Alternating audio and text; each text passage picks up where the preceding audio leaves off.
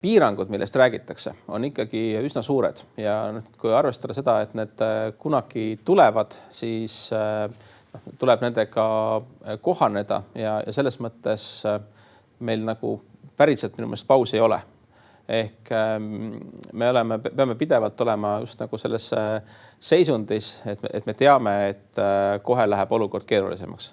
Mis muidugi tähendab seda, et ettevõtetel võib olla praegu motivatsioon varusid liigutada hästi palju selleks, et siis sel hetkel, kui need piirangud päriselt rakenduvad, oleks siis võimalus mõnda aega nendest piirangutest mööda minna.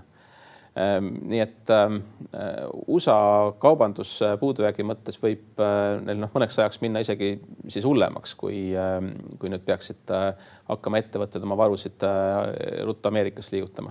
Aga samas on see seis olnud nii segane ja neid piiranguid on nihutatud edasi-tagasi kogu aeg, et paljud võivad ka arvata, et võib-olla neid siis ei tulegi ja see ei pruugi üldse olla niisugune välistatud stsenaarium.